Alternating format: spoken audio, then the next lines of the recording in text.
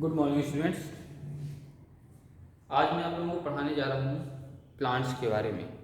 Chapter का नाम क्या है? Getting to know plants. क्या पढ़ने जा रहे हैं हम लोग? प्लांट्स के बारे में पढ़ने जा रहे हैं। थोड़ा सा प्लांट्स के बारे में जानना चाहते हैं। अब प्लांट्स कितने प्रकार के होते हैं सबसे पहले तो हम ये जान लेते हैं। तो कितने प्रकार के प्लांट्स होते हैं हम लोग घर के आसपास देखते हैं। कई प्लांट्स होते हैं जो बहुत बड़े होते हैं, कई प्लांट्स होते हैं जो बहुत छोटे होते हैं, कई बहुत मोटे होते हैं, कई पतले पतले प्लांट्स होते हैं, कई ग्राउंड में फैले हुए होते हैं, कई स्टेम के थ्रू खड़े हुए होते हैं। तो बहुत सारे टाइप्स के प्लांट्स होते हैं।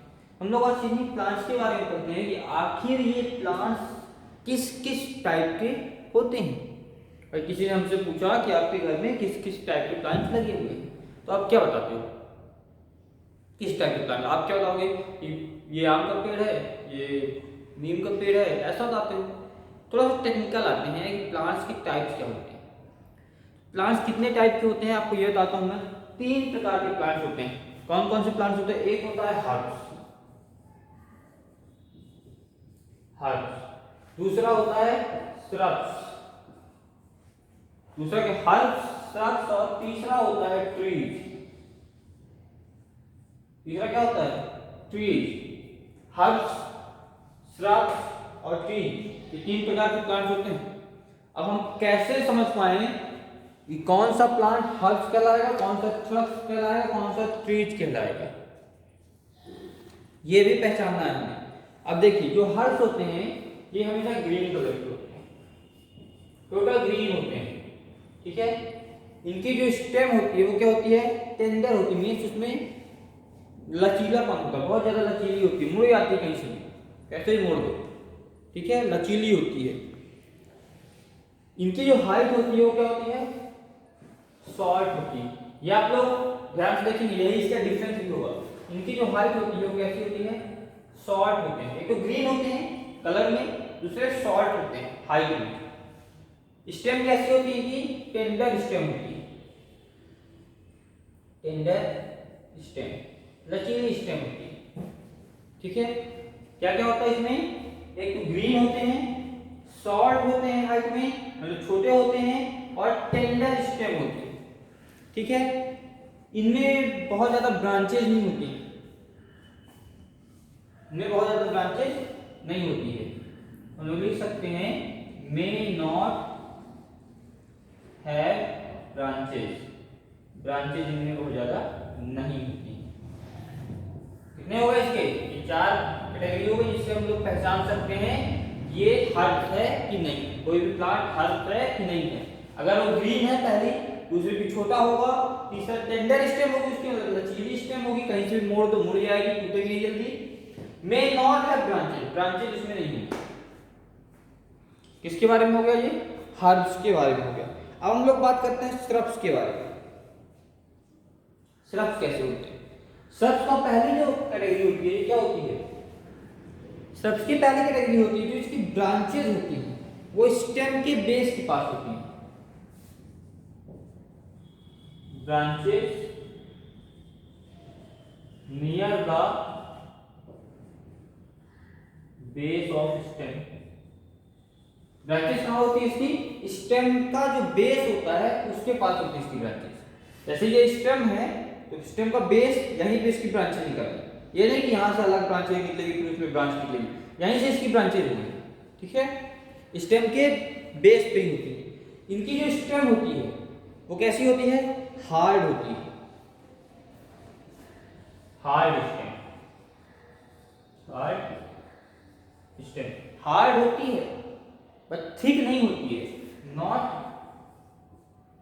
बट नॉट थिक, मोटी नहीं होगी, हार्ड होगी।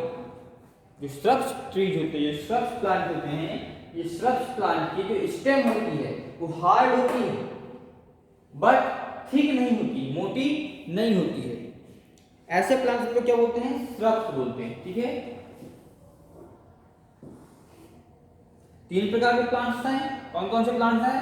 Herbs, shrubs and trees. Herbs कैसे होते हैं? ग्रीन होते हैं, शॉर्ट होते हैं, इनकी स्टेम लचीली होती है, tender stem, may not have branches, branches इसमें हो सकता नहीं है। Branches near the base of stem, branches होती हैं और स्टेम के बेस में होती है, ठीक है। हार्ड स्टेम होती है, स्टेम कैसी होती है, हार्ड होती है, बट नॉट थिक, मोटी नहीं होती है, हार्ड होगी लेकिन मोटी नहीं होगी।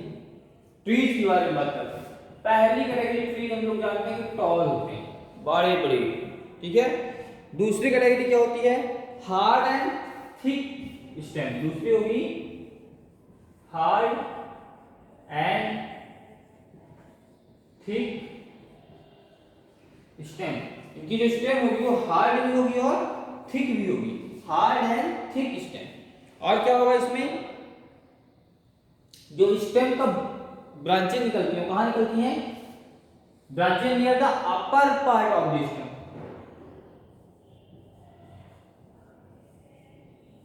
Branches near the upper part of the stem, ठीक है। जो इसकी ब्रांचेज होंगी वो कहां होंगी, अपर पार्ट होंगी, अपर पार्ट से निकली हुई होंगी, ठीक।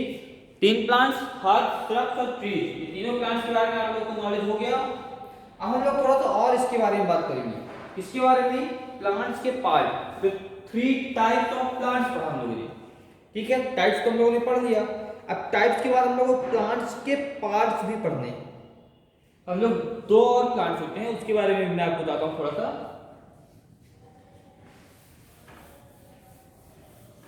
कि वो दोनों कौन कौन से प्लांट्स होते हैं, हर्ब्स, श्रब्स और ट्रीज, ठीक है। इसके बाद जो 2 प्लांट्स हैं वो एक आएगा क्रीपर, एक आएगा क्लाइंबर। एक प्लांट कौन सा होगा, क्रीपर, और दूसरा प्लांट कौन सा होगा, क्लाइंबर।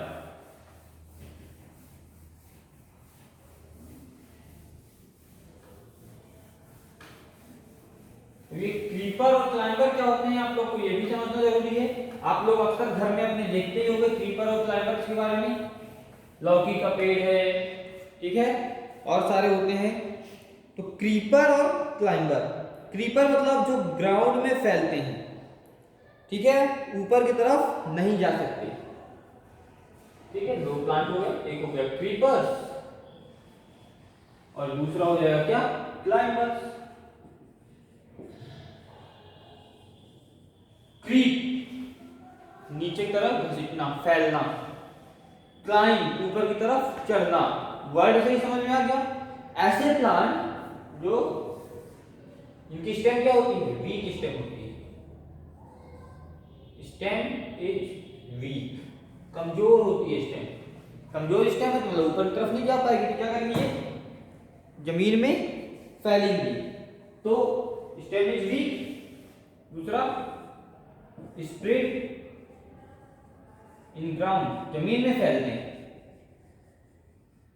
ऊपर की तरफ नहीं चढ़ पाते, ठीक है। इसका क्या होता है, क्लाइंबर्स, क्लाइंबर्स जो होते हैं ये भी वीक स्टेम के ही होते हैं, बट क्लाइंबर्स भी जो होते हैं वो कैसे होते हैं, वीक स्टेम के होते हैं, बट लगा हुआ है, क्यों, because take support and climbs up, takes, इनको अगर सहारा दे दिया जाए तो ये ऊपर की तरफ चढ़ जाते हैं, take support and climbs up. अगर इन प्लांट्स को सहारा दिया जाए, कोई लकड़ी लगा दी जाए तो ये लकड़ी के ऊपर चढ़ जाएंगे, ठीक है, दीवार में चढ़ जाएंगे। तो दोनों प्लांट्स में अंतर क्या है, ये ऊपर सहारा देने के बाद भी नहीं चढ़ सकते, ये इसलिए जमीन में फैलते हैं। अगर जमीन में फैल रहे हैं तो हम उन प्लांट्स को क्या बोलेंगे, क्रीपर्स बोलेंगे।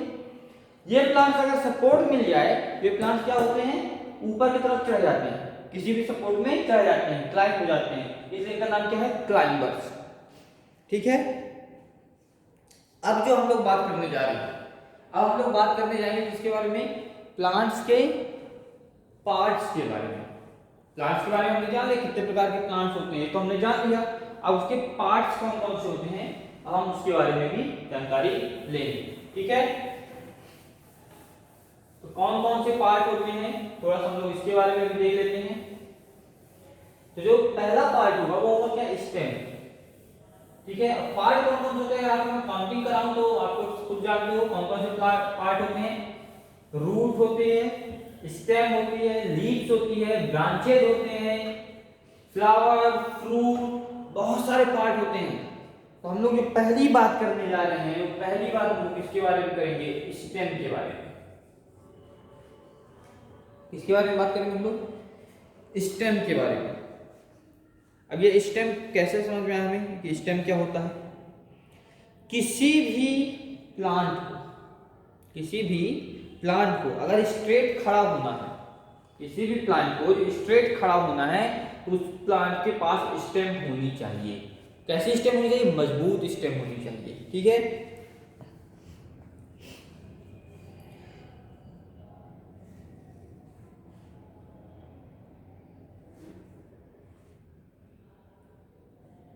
अब स्टेम का वर्क क्या होता है, हमें पता चल गया कि स्टेम होती है किसी प्लांट में।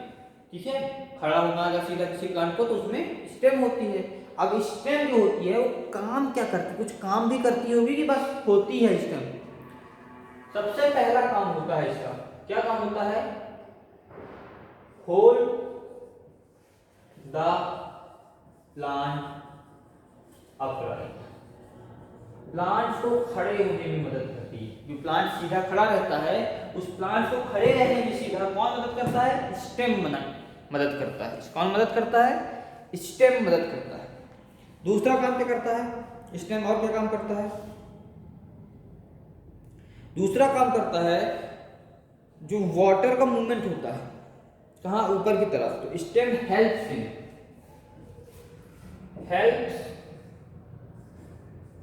In upward movement of water, upward movement of water.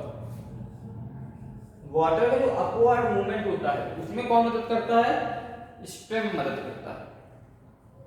ठीक है। और क्या मदद करता है, प्लांट लीव्स तक और प्लांट्स के अदर पार्ट्स जो स्टेम से कनेक्टेड होते हैं वहां पे वाटर और मिनरल्स को पहुंचाता है। हेल्प्स इन ट्रांसपोर्ट, पहुंचाने मतलब क्या है, ट्रांसपोर्ट करता है। Helps in transport of water and minerals to, कहां पहुंचाता है ये, लीव्स एंड, लीव्स में और कहां पे, attached part of leaves and attached part of stem, और उन पार्टों में पहुंचाता है जो स्टेम से जुड़े हुए होते हैं। क्या क्या काम करता है, प्लांट को अपराइट खड़े होने में मदद करता है। मींस कोई प्लांट स्टैंड है, खड़ा है, तो कौन मदद कर रहा है, स्टेम मदद कर रहा है। दूसरा काम क्या करता है, helps in upward movement of water, water के मूवमेंट में, जो वाटर ऊपर की तरफ ज्यादा प्लांट में रूट से वाटर ऊपर जाएगा उसमें कौन मदद करेगा, स्टेम मदद करेगा। तीसरा काम क्या करेगा, ये ट्रांसपोर्ट करता है वाटर और मिनरल्स, कहां पे, लीव्स में। कहां ट्रांसपोर्ट कर रहा है, वाटर और मिनरल्स को ट्रांसपोर्ट कर रहा है लीफ में, and attach part of stem, leaf में और तो स्टेम से और जुड़े हुए पार्ट हैं वहां पे। किसके बारे में हम लोगों ने पढ़ा, स्टेम के बारे में पढ़ा। अब जो हम लोग पढ़ेंगे, जो दूसरा टॉपिक आएगा वो क्या आएगा, लीफ। क्या होगा दूसरा टॉपिक, लीफ। ठीक है, तो ये तो आपका पहली वीडियो हो गई। दूसरी वीडियो में हम लोग पढ़ेंगे लीफ के बारे में। ठीक है, ये आपका क्या हो गया, पार्ट फर्स्ट,